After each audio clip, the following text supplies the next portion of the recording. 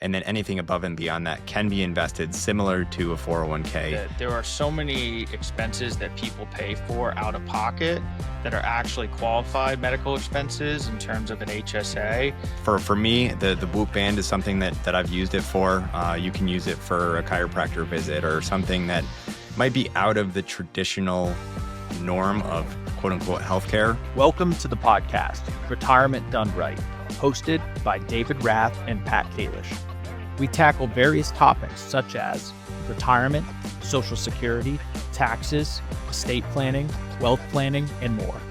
If you have further questions or want to learn more, we would love to hear from you. You can reach us at contwealth.com.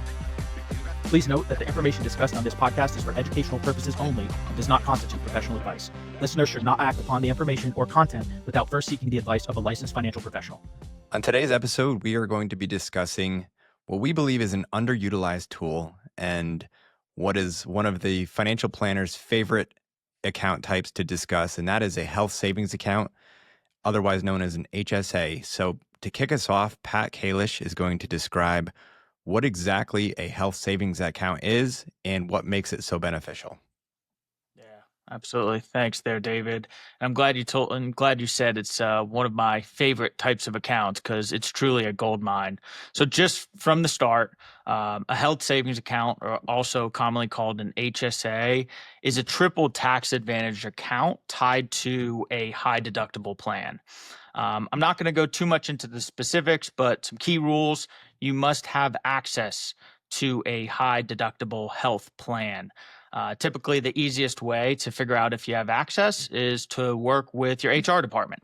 And a lot of times, if you have access to a high deductible health plan, you'll have access to an HSA. There's also a couple other things that you want to keep in mind. If you can actively contribute into that style of account, for an individual, you can contribute $4,300 a year, and for a family, you can contribute $8,550. So those are two things to kind of keep in mind. The other thing that I do want to touch base on and why health savings accounts are so powerful is there's a triple taxed advantage. Call it kind of like a unicorn, so to speak. So when you make contributions, they are tax deductible or they go in pre-tax. When the account is growing, you're actually getting tax-free growth on the assets within that account. And then finally, if you take distributions from that account and they qualify for, qualified medical expenses, that money comes out tax-free. So you don't only have, just call it like a Roth IRA or a traditional IRA, you're getting the benefits of all those different types of retirement accounts in one specific account, which makes it truly a gold mine. And that's the biggest differentiator for me is that I'm pretty sure you can fact check me on this, but it is the only type of account where if used for its intended purposes, you're not paying tax at any point along the way. With a Roth IRA, you're paying tax up front and getting tax-free growth. A traditional IRA, it's the other way around. This is truly the most tax advantage vehicle, at least that I can think of. Is that correct?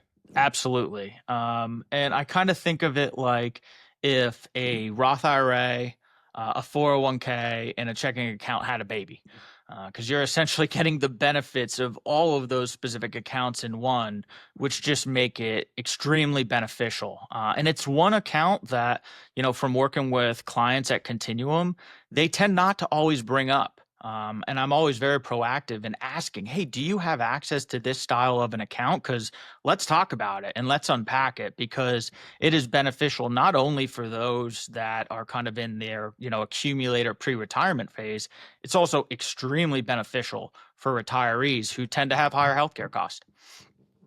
And that was going to be my next question to you is the title of our podcast series is Retirement Done Right. A lot of times people they look at a health savings account as strictly for working individuals. And while that may apply for the most part to contributing to an HSA, there's absolute use cases for retirees. And one that I think that not a lot of people are aware of, because for the most part, people associate health savings accounts with paying for medical expenses, but there's also an additional use case for retirees. Why don't you go into that for a second? Yeah, so I mean, when you think about, these style of accounts, one misnomer is that, when you leave your employer, you might lose access to your HSA, but that's not true. So if you were to retire, you actually have full access to those health saving to your health savings account. And when you hit retirement, your health expenses probably may go up. So you're going to have access to this beneficial account to kind of cover those overall qualified expenses. And those qualified expenses, it's not just kind of call it deductibles and copays. You can leverage this account in many different ways to cover many different expenses. The other beautiful thing too is that if you are, call it age 65, and you don't have any healthcare expenses, you can actually then start to take out, distributions from this account penalty free. But the one thing to keep in mind is that you still would actually have to pay ordinary income tax on those distributions. So I think the one thing I just want to make clear is that they are so flexible. They offer such a tax advantage, but you have so much flexibility, within retirement to really make the best use of these accounts. You said a 65-year-old retiree with no healthcare expenses. I'd like to meet that person and ask them for tips, and they'd probably tell me everything I already know, but I don't follow to a T, as far as sleeping and not drinking alcohol at any time and not avoiding sugar. So I don't think that person exists. And so having an account that will pay for not only healthcare costs in retirement, but also having the flexibility to withdraw for income makes it a quasi IRA where you can meet your income needs in retirement in addition to healthcare costs. But everybody knows that healthcare costs are going to be present in retirement. And so I would say that the more that you can grow these accounts, the better off that you are. Yep. What are some strategies that you've seen that somebody who is in that accumulation phase and they are incurring healthcare costs during their working years and they have access to an HSA, what can they do to grow these accounts for that future purpose, which is a retirement need and a healthcare need in retirement? Let me break down two strategies with you. So the first strategy, let's call this like beginner mode, and you're using it like a medical checking account. So you have access to an HSA, and you're currently contributing to said HSA, and you have healthcare expenses that come up throughout the year. You can use the HSA, as like a medical checking account. A lot of times HSAs even come with a debit card. So when you have qualified expenses throughout the year, you can use your HSA to offset those expenses. And for a lot of clients, like it's going to be, a great avenue so that, dependent upon your income, right, you have this account set aside to cover, those healthcare expenses. But then let's switch gears. If we're thinking a little bit more long-term, let's call this pro mode. You can use it like you said, David, a quasi IRA, or what I like to call a stealth IRA. So essentially you're making contributions, right? And you have qualified medical expenses that come up throughout the year. But as opposed to using your HSA to cover those qualified healthcare expenses, you actually pay for those expenses out of pocket. Let's say that you have the income and the flexibility to be able to do so. If you pay for those qualified expenses out of pocket, what you can do is you can save your receipts, and then you can actually use those receipts to take distributions from your HSA tax-free at any time. And I don't think a lot of clients understand that. And there is so much benefit to doing that, because what you can do is you can allow your HSA to continue to compound and to continue to grow. And then whenever you need, to take a distribution, for qualified medical expenses, right, you could even use receipts from years in the past, right, to be able to take out distributions tax-free. And if you're a long-term thinker, right, and you're starting to make contributions into this HSA early on, and you don't have to tap into your income and you don't have to tap into it, allow that to continue to grow. And then you literally have this additional bucket of money come retirement that you can use for healthcare expenses, which typically rise at that time. So there are so many benefits to this account, but I want our listeners to kind of think long term in terms of the HSA if you're able to follow that type of strategy. You talked about beginner mode and pro mode, and Yep. I'll even take it one step further and using it in conjunction with any sort of credit card reward system as I apply it in my personal life. I will pay for every medical cost on my credit card and then obviously pay that. So I don't pay that off Yes. before the month so that I don't incur any interest from my credit card, but I'm getting the benefits of credit card points and miles and things like that. And then if the need comes where maybe I'm a little tight on cash flow for that month because of some medical expenses in the past, and this actually just occurred recently with some things that built up in our family accounts for medical purposes, and I was able to submit those receipts to submit a claim to get money from the HSA so that I'm made whole after the fact, but I paid for those expenses upfront using credit card, got the benefit from the points.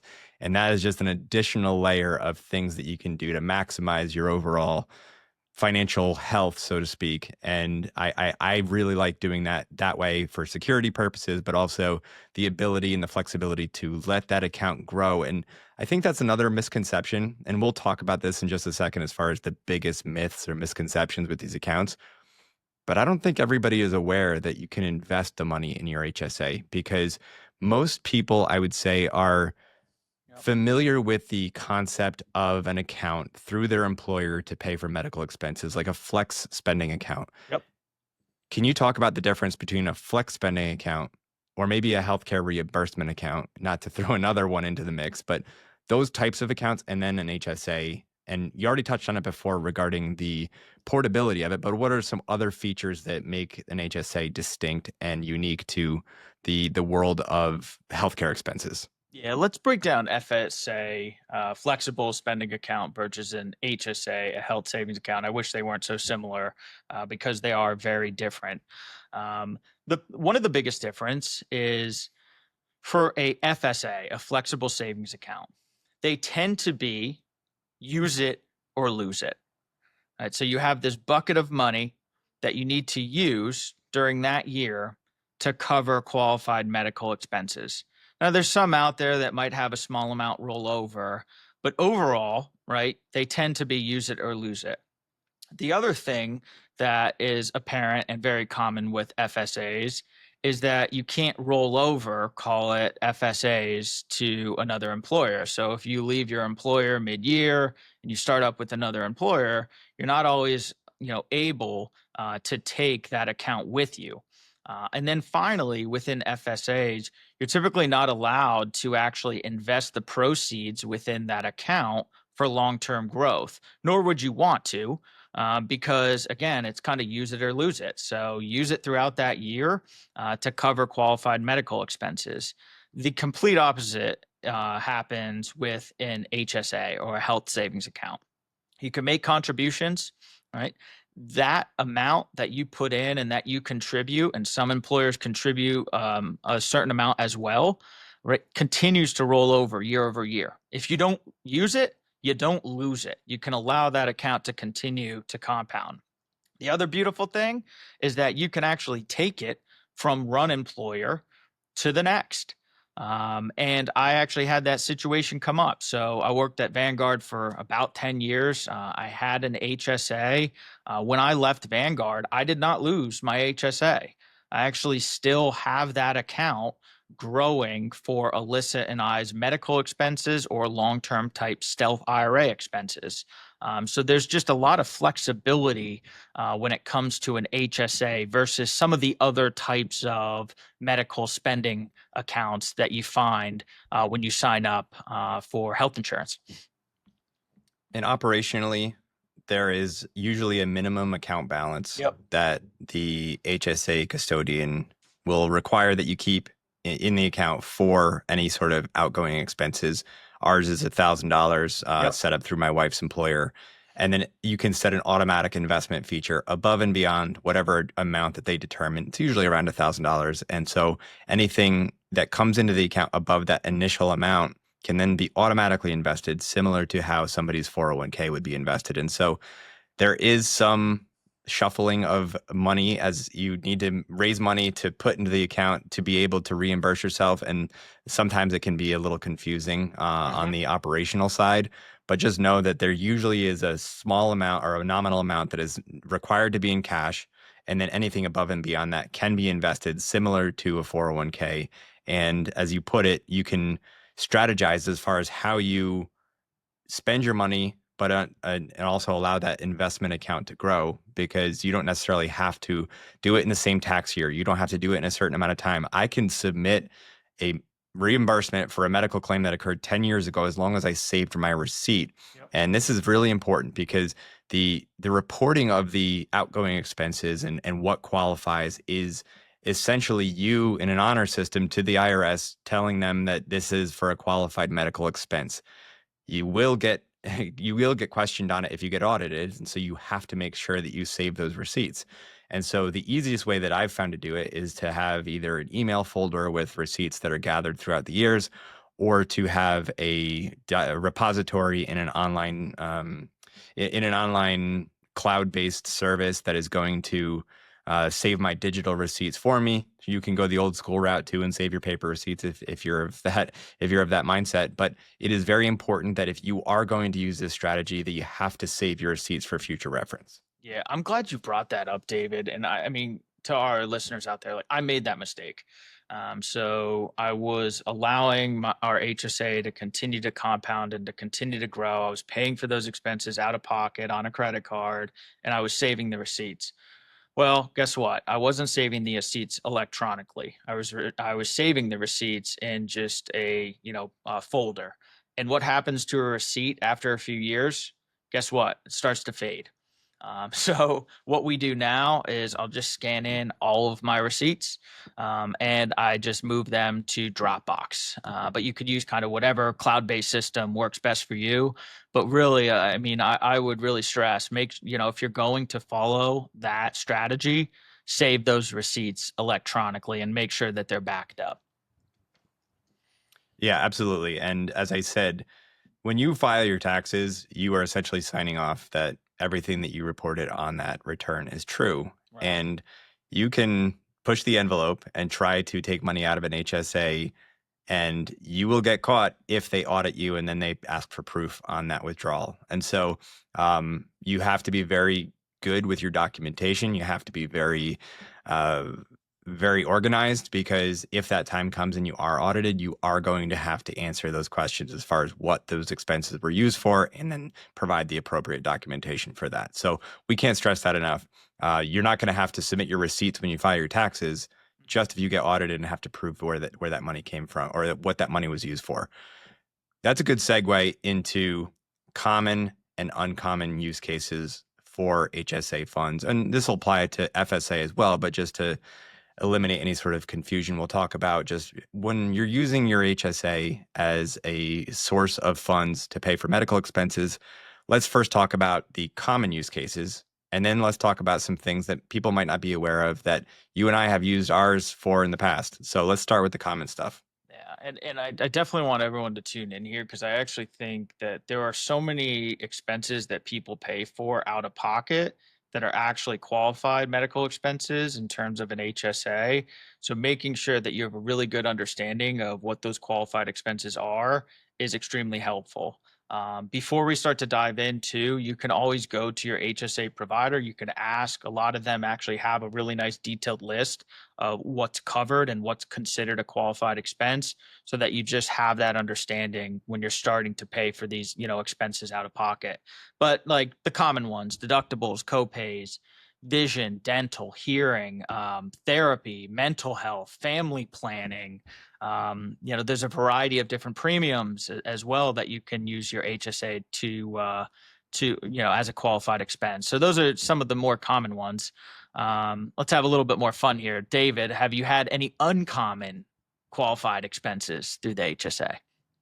So for those watching in video, I wear a Whoop band to track my fitness data, and it is reimbursable through an FSA or an HSA. And it's very helpful too, because in order to garner more business, I would say these these services or products that are eligible to be reimbursed through these types of accounts will usually include a nice helpful graphic on their site showing a check mark, like a green check mark saying HSA eligible. And always helpful to double check with irs.gov or, as you said, through your HSA provider, just to make sure that you are trusting the source. But for me, the Whoop band is something that I've used it for. You can use it for a chiropractor visit or something that might be out of the traditional norm of quote unquote healthcare, and always check to make sure it is okay, and then feel comfortable if you are getting the green light from especially the IRS and their language to say this is something that you can use the money for. What about you? Yeah, so wife and I, we love a good night's sleep. And I like to sleep cold, and Alyssa likes to sleep a little bit warmer. So we actually ended up using the HSA to purchase an 8 sleep, which is like a mattress cover where you can adjust the temperature. First off, it's been a complete game changer in the way that we sleep. We sleep far better now, and we can both customize, the temperatures on each of our side. But it was also very expensive. But we really were, honed in on buying this specific product. We didn't have the cash flow at the time to cover that expense. So we used our HSA. And you know what? I think a lot of times as planners, we're always thinking, okay, we need to continue to save X amount to retire at 65, but you also have to make good use of your funds when you're younger as well.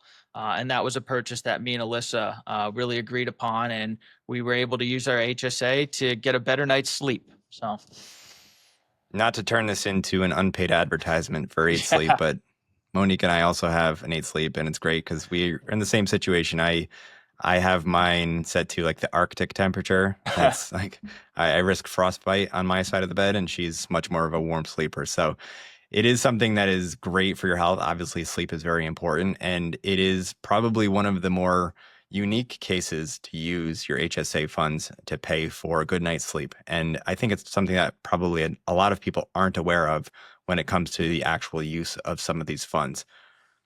yeah. In addition to the use cases, I would say there's probably some other features or quirks or myths, so to speak, when it comes to HSAs and their use cases or some of the nuances that are associated with them.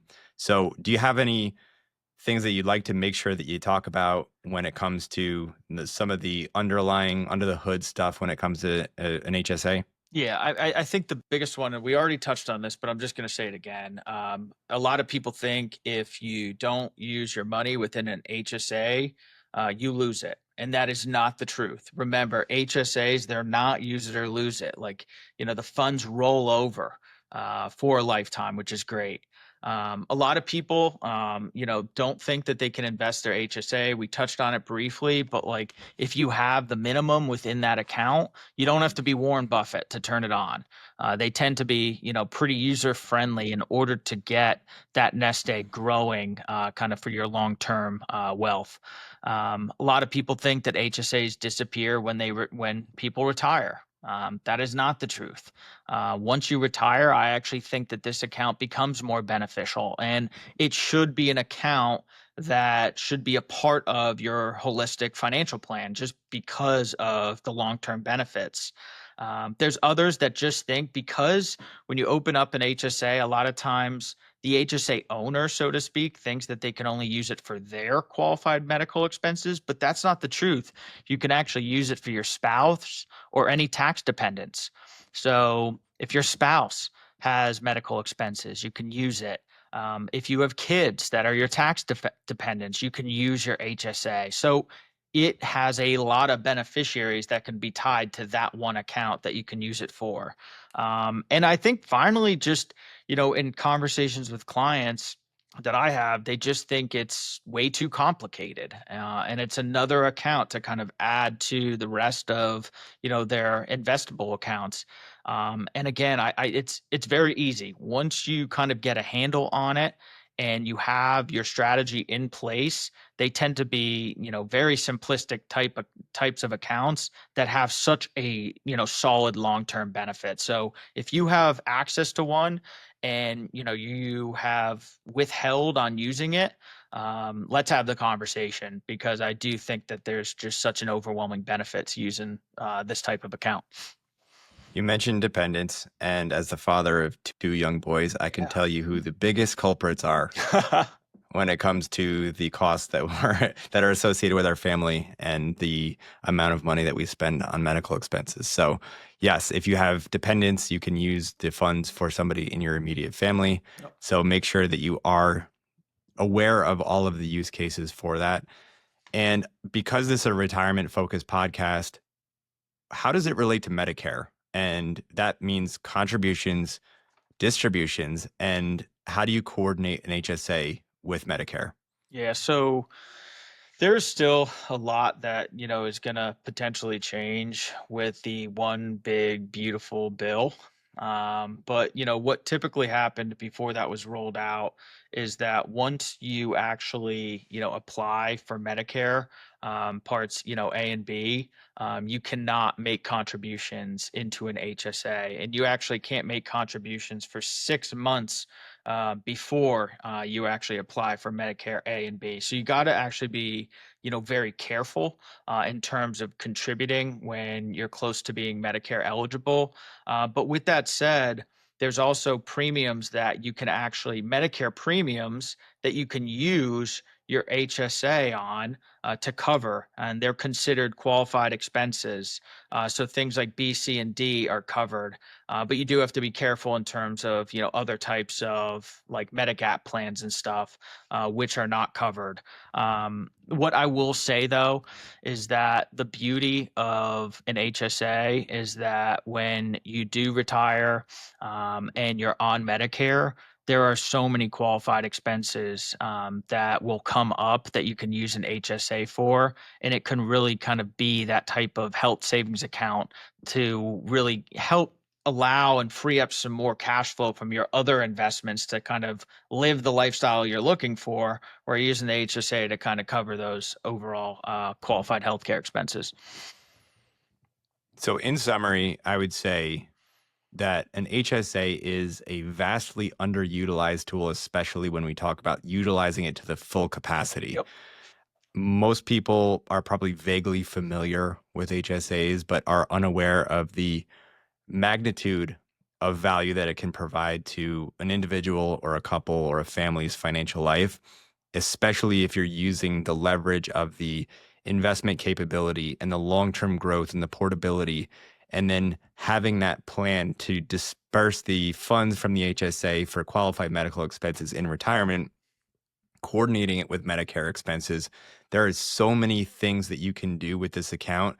I like to say it's your financial planner's favorite tool to discuss. And because if you're ever on LinkedIn, it's probably the number one topic that financial advisors post about is HSAs, because it's so great. And if you use it correctly, it is going to dramatically improve your overall financial health and the prospects for your retirement, because it is just another arrow in the quiver and a tool to be used to make the most amount of money that you can in your retirement, in your financial life, and using it so in a very, very tax efficient manner. So do you have anything else to add before we let everybody go? No, I think you summarized it perfectly. I'm an outdoorsy guy, so I kind of think of it like a Swiss Army knife in terms of an account, just because it is so flexible and it's durable. It will last a long time. It continues to roll over, and there's just so many different options that you can actually leverage it for. So it's one account that I would really just be tuned in if you have access, and bring it up to us, bring it up to your financial planners, because it is something that we definitely want to take into account. And it's something that we want to talk through in terms of, longer term strategies on how we can leverage, this type of powerful account. You said it best. Talk to us about it. If you have questions, it can be kind of confusing. So don't let that dissuade you from participating or from using the funds in an HSA in an optimized manner. That's what we're here for. We're here to cut through all the noise. We're here to read through the IRS documents. We're here to give you advice as far as how you can leverage this incredibly powerful account to make your retirement better. Retirement done right. That's what we're all about. And so if you have any questions, feel free to let us know. We're happy to discuss this. And with that, we'll see you on the next episode. Take care.